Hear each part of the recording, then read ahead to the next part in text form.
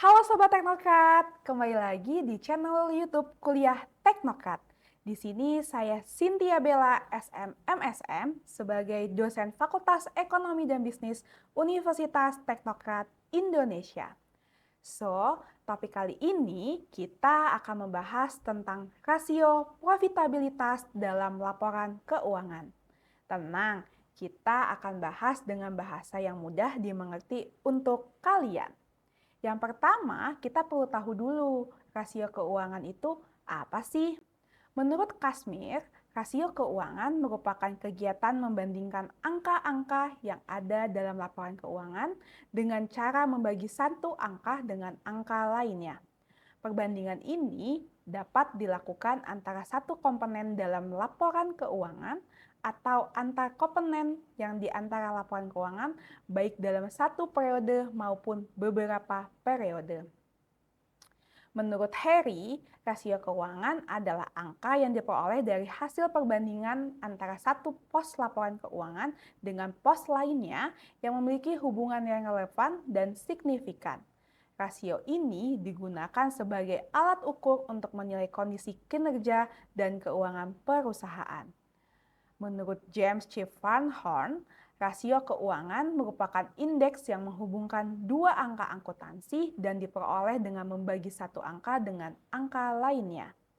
Secara umum, rasio keuangan adalah alat analisis yang digunakan untuk membandingkan pos-pos dalam laporan keuangan guna menilai kondisi, kinerja, dan posisi keuangan suatu perusahaan. Rasio ini membantu berbagai pihak seperti manajemen, investor, dan kreditor dalam mengambil keputusan ekonomi berdasarkan informasi yang tersedia dalam laporan keuangan perusahaan. Rasio-rasio ini memberikan insight penting. Yang pertama, tentang seberapa sehat kemampuan keuangan perusahaan. Yang kedua, seberapa efisien operasional berjalan. Yang ketiga, seberapa menguntungkan perusahaan. Dan yang keempat, apakah perusahaan mampu membayar hutang dan sebagainya.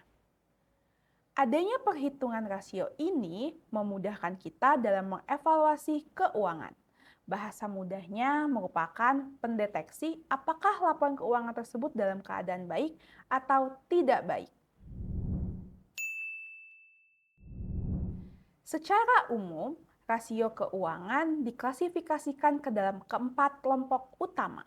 Ada rasio likuiditas, rasio solvabilitas, rasio aktivitas, dan rasio profitabilitas. Namun, dalam video kali ini kita akan membahas rasio profitabilitas. Keempat jenis rasio ini saling melengkapi dan tidak dapat berdiri sendiri. Misalnya, perusahaan yang mencetak laba besar bisa saja memiliki struktur modal yang tidak sehat karena terlalu banyak hutang. Oleh karena itu, analisis rasio keuangan perlu dilakukan secara menyeluruh. Selain itu, hasil analisis juga sebaiknya dibandingkan dengan data industri sejenis atau data-data di tahun-tahun sebelumnya agar diperoleh gambaran yang lebih akurat. Selanjutnya, kita akan masuk ke materi inti, yaitu terkait rasio profitabilitas. Yang pertama, kita akan mengetahui dulu nih, apa sih definisinya rasio profitabilitas? Menurut Kasmir, rasio profitabilitas adalah rasio untuk menilai kemampuan perusahaan dalam mencari keuntungan. Rasio ini juga memberikan ukuran tingkat efektivitas manajemen suatu perusahaan yang ditunjukkan oleh laba yang dihasilkan dari penjualan dan pendapatan investasi. Penggunaan rasio ini menunjukkan efisiensi perusahaan dalam mengelola sumber daya untuk memperoleh laba. Menurut Agus Sartono, rasio profitabilitas adalah kemampuan perusahaan memperoleh laba dalam hubungannya dengan penjualan, total aktiva maupun modal sendiri. Analisis profitabilitas sangat penting bagi investor jangka panjang karena menunjukkan kemampuan perusahaan dalam menghasilkan laba dari modal yang diinvestasikan. Menurut Brigham dan Huston, rasio profitabilitas adalah sekelompok rasio yang menunjukkan gabungan efek dari likuiditas, manajemen aktiva, dan utang pada hasil operasi. Rasio ini meliputi margin laba atas penjualan, kemampuan dasar menghasilkan laba, tingkat pengembalian atas total aktiva, dan tingkat pengambilan ekuitas saham biasa. Secara umum, rasio profitabilitas adalah rasio keuangan yang digunakan untuk mengukur kemampuan perusahaan dalam menghasilkan laba dari penjualan, aset, atau modal yang dimiliki. Rasio ini penting untuk menilai efektivitas dan efisiensi manajemen dalam mengelola sumber daya perusahaan serta menjadi pertimbangan utama bagi investor dan kreditor dalam menilai kinerja dan prospek perusahaan di masa depan. Dan mengapa rasio ini penting? Yang pertama, untuk penilaian kinerja perusahaan. Rasio profitabilitas ini memberikan gambaran jelas tentang kinerja keuangan perusahaan. Dengan menggunakan rasio ini, manajemen dapat mengevaluasi efektivitas operasi dan strategi bisnis yang diterapkan. Semakin tinggi rasio profitabilitas, semakin baik kinerja perusahaan dalam menghasilkan keuntungan dari penjualannya. Yang kedua, untuk keputusan investasi. Investor dan kreditor menggunakan rasio profitabilitas untuk menilai potensi keuangan dari investasi mereka. Laba yang dihasilkan menjadi faktor penentu dalam keputusan investasi, karena menunjukkan kemampuan perusahaan untuk memberikan pengembalian yang baik. Rasio seperti return on investment dan net profit margin sangat diperhatikan oleh investor. Yang ketiga, sebagai indikator efisiensi manajemen. Rasio ini juga berfungsi sebagai indikator efisiensi manajemen dalam penggunaan sumber daya perusahaan. Dengan menganalisis rasio profitabilitas, perusahaan dapat mengidentifikasi area yang perlu diperbaiki untuk meningkatkan efisiensi operasional dan juga pengelolaan biaya. Yang keempat, perbandingan dengan kompetitor. Rasio profitabilitas memungkinkan perusahaan untuk membandingkan kinerjanya dengan kompetitor di industri yang sama. Ini membantu dalam memahami posisi pasar dan menentukan strategi yang tepat untuk bersaing. Yang kelima, untuk pengambilan keputusan strategis. Manajemen dapat menggunakan informasi dari rasio profitabilitas untuk membuat keputusan strategis terkait pengembangan produk, ekspansi pasar, dan pengelolaan biaya. Ini penting agar memastikan pertumbuhan jangka panjang dan keberlanjutan bisnis. Tapi dalam perhitungan rasio ini, kira-kira siapa saja sih yang menggunakannya? Jelas, yang pertama ada investor dengan tujuan memantau potensi keuangan investasi dan menilai efektivitas manajemen dalam menghasilkan laba. Rasio yang umum digunakan seperti return on equity, return on asset, dan juga net profit margin. Yang kedua, manajer perusahaan. Tujuannya untuk evaluasi kinerja operasional, identifikasi area yang perlu ditingkatkan, serta memantau efisiensi penggunaan sumber daya. Rasio yang umum digunakan seperti return on equity, return on asset, dan juga gross profit margin. Yang ketiga, ada bank dan institusi finansial. Tujuannya untuk menilai risiko pinjaman dan memperkirakan kemungkinan pelunasan hutang. Rasio yang umum digunakan seperti return on asset, debt to equity ratio, dan juga current ratio. Yang keempat, stakeholder lainnya, seperti misalnya analisis internal, bagian audit internal guna memastikan konsistensi dengan target bisnis dan juga strategi perusahaan. Ada analisis eksternal seperti para ahli keuangan, auditor independen, dan juga lembaga survei ekonomi untuk mengevaluasi umum industri dan juga perkiraan masa depan perusahaan. Tapi tidak hanya untuk perusahaan, rasio keuangan itu juga dapat digunakan oleh UMKM, startup digital, dan sebagainya. Dengan menganalisis rasio keuangan, pelaku usaha dapat mengambil keputusan yang lebih tepat seperti kapan harus menambah modal, menekan biaya, atau meningkatkan produktivitas. Rasio keuangan juga menjadi pertimbangan utama dalam penilaian kelayakan investasi atau pemberian pinjaman.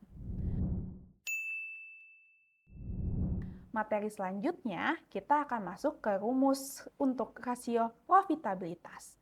Ada cukup banyak rumus perhitungan dari rasio ini, yaitu terdapat 7 rumus. Yang pertama, gross profit margin atau margin laba kotor. Rumusnya, laba kotor dibagi pendapatan dan dikalikan 100%. Interpretasi dari rumus ini mengukur persentase laba kotor yang dihasilkan dari setiap unit pendapatan.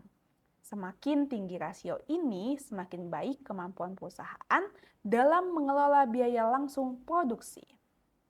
Yang kedua, ada net profit margin atau margin laba bersih. Dengan rumus, laba bersih dibagi pendapatan dan dikalikan 100%.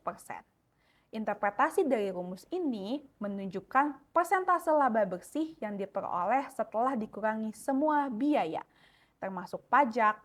Rasio yang lebih tinggi menunjukkan efisiensi operasional yang lebih baik. Yang ketiga, ada return on asset. Rumusnya laba bersih dibagi total aset dan dikalikan 100%. Interpretasi dari rumus ini adalah untuk mengukur seberapa efektif perusahaan menggunakan asetnya untuk menghasilkan laba. Semakin tinggi rasio ini, semakin efisien perusahaan dalam menggunakan asetnya.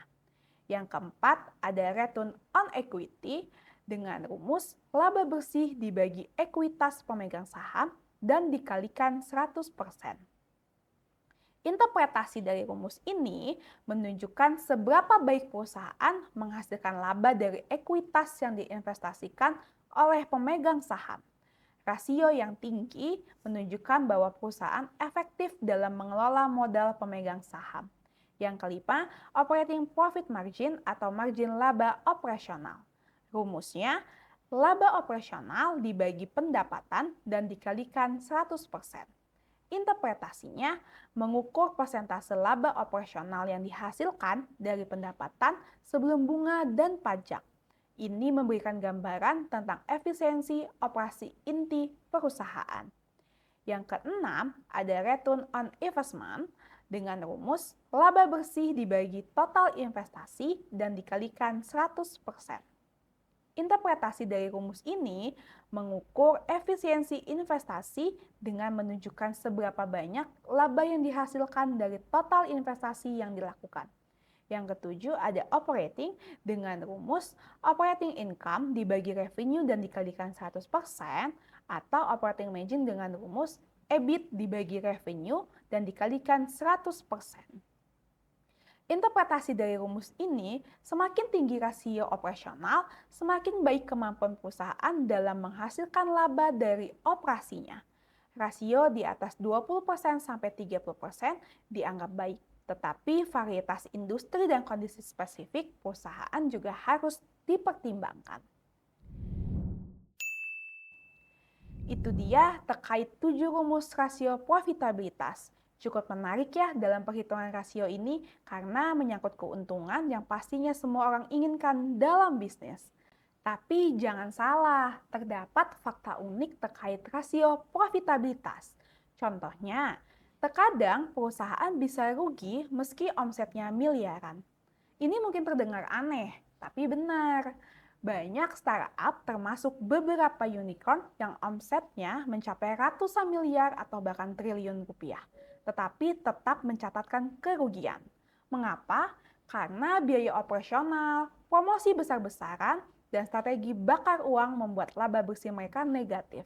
Jadi, walau kelihatan besar dan sukses, rasio profitabilitasnya bisa minus. Inilah pentingnya kita tidak hanya melihat angka penjualan.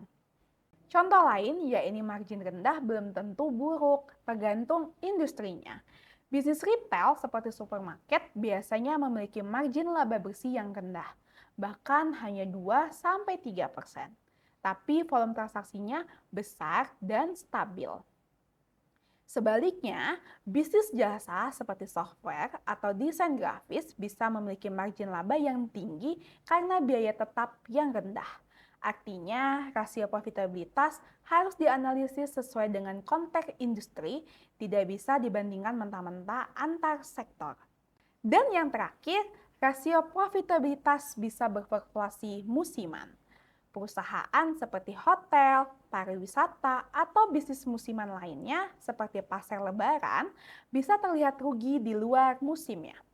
Rasio profitabilitas mereka naik drastis di kuartal tertentu dan anjlok di kuartal lainnya. Karena itu, analisis keuangan biasanya membandingkan rasio secara year over year, bukan hanya quarter to quarter, agar hasilnya tidak menyesatkan. Jadi dalam kesimpulan seluruh materi yang telah kita pelajari hari ini, kita dapat menyimpulkan bahwa rasio profitabilitas adalah salah satu indikator utama dalam menilai seberapa baik sebuah perusahaan mampu menghasilkan laba dari aktivitas bisnisnya. Rasio ini sangat penting bagi berbagai pihak, mulai dari manajer perusahaan, investor, kreditor, hingga pelaku UMKM karena memberikan gambaran mengenai efisiensi, kesehatan keuangan, dan juga potensi pertumbuhan bisnis.